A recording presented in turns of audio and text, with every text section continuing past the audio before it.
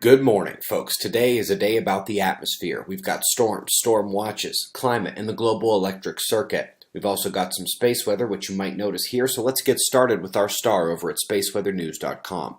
First, it's easy to notice the coronal hole facing Earth, larger one incoming behind it.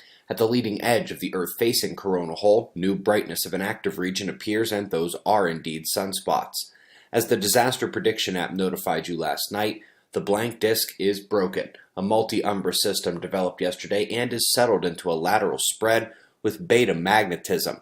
No solar flares from the region yet, and at this point in the 11-year cycle, there's no guaranteeing it will do so at all. But alas, that is why we watch, and we are also going to be keeping an eye on these plasma filaments dancing over the incoming limb into our view. Let's take a look next at the solar wind.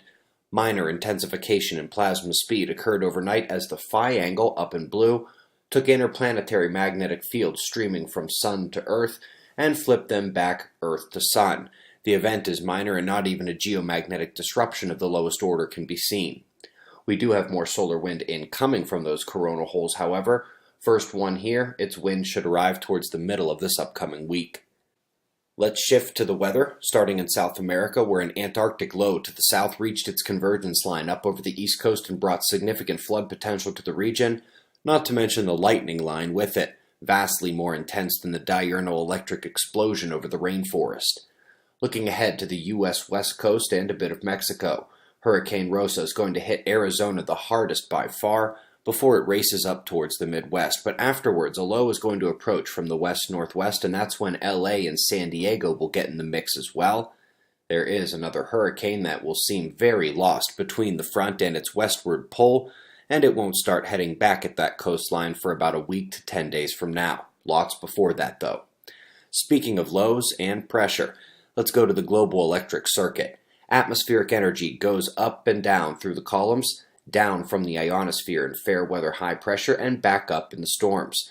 The ceiling is that ionosphere and the floor is between the troposphere and the mantle, highly variable, and we will use that Stanford GEC PowerPoint to reintroduce a 1936 concept, the Carnegie curve.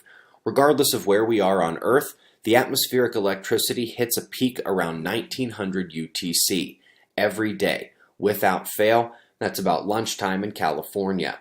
Below that, even while different regions take their lightning cycle based on their day and night, the overall curve they make together matches Carnegie very well. However, this does not seem to apply in Pakistan, where a double oscillation that deviates from the Carnegie curve is said to exist. One can imagine another look at that curve is warranted after so many decades and our electrically changing Earth. Few quick notes to end here. While warming the last 100 years is found in the summertime tree ring records, going back 300 years shows a decreasing temperature trend even with the more recent warming. They say their temperature in the Himalayas is wholly driven by volcanic forcing, ENSO and PDO, and the last two are well known to be modulated by the solar cycle and particle energy. Lastly, folks, hopefully we recall the Yale University and Woods Hole news of a cold climate bomb waiting in the Arctic.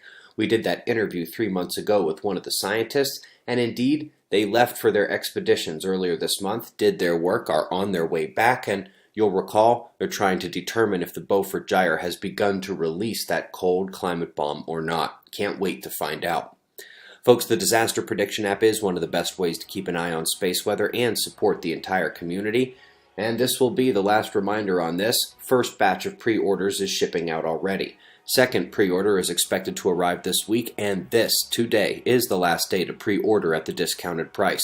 Layman's way to become an expert in how the sun affects weather, earthquakes, technology, and human health. We've got your wind maps and shots of our star to close. We greatly appreciate your support, and we'll do this all again tomorrow, right here. But right now, it's 4:20 a.m. in the new Valley of the Sun. Eyes open, no fear. Be safe, everyone.